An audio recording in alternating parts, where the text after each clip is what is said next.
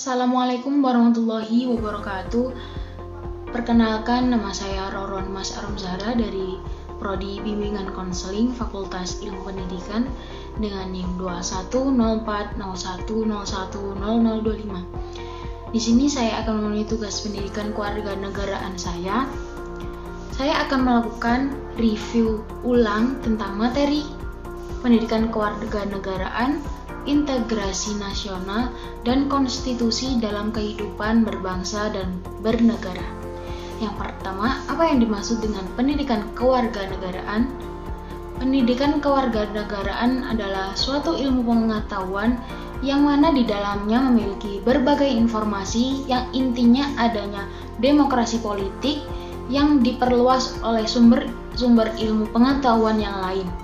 Proses pembelajaran ini membuat siswa memiliki pikiran krisis pada cara menyikapi perilaku demokratis, karena dapat mempersiapkan kehidupan demokratis pada nilai-nilai Pancasila dan Undang-Undang Dasar 1945.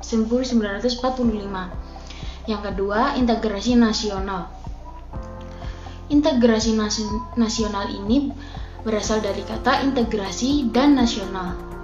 Integrasi berarti memberi tempat dalam suatu keseluruhan dalam Kamus Besar Bahasa Indonesia.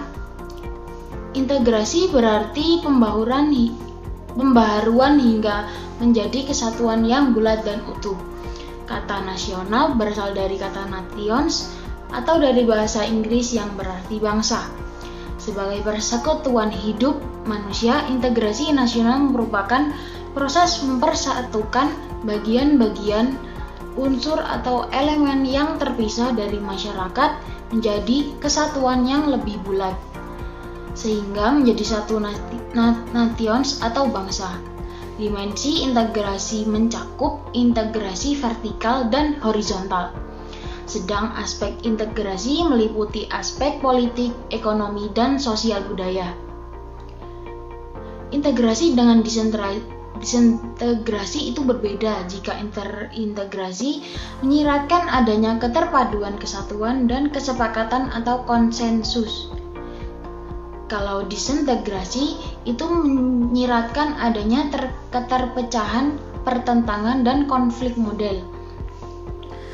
Integrasi yang berlangsung di Indonesia adalah model Imperium Majapahit, model integrasi kolonial, dan model integrasi nasional. Indonesia pengembangan. Integrasi dapat dilakukan melalui 5 strategi atau pendekatan, yakni yang pertama, adanya ancaman dari luar. Yang kedua, gaya politik kepemimpinan. Yang ketiga, kekuatan lembaga-lembaga politik. Yang keempat, ideologi nasional. Dan yang kelima, kesempatan pembangunan ekonomi bangsa dan diperlukan guna membangkitkan kesadaran akan identitas bersama, menguatkan identitas nasional, dan membangun persatuan bangsa. Materi selanjutnya yakni tentang konstitusi.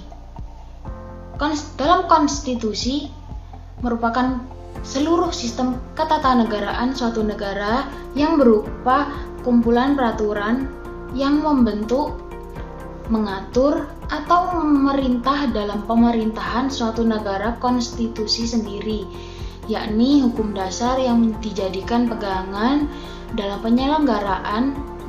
menyelenggarakan suatu negara, memiliki fungsi yaitu sebagai dokumen nasional yang mengandung perjanjian, dan konstitusi sebagai sumber hukum tertinggi. Contoh dari konstitusi adalah Undang-Undang Dasar 1945 yang merupakan sumber hukum yang tertulis. Sekian review tugas dari saya. Bila ada salah, mohon dimaafkan. Wassalamualaikum warahmatullahi wabarakatuh.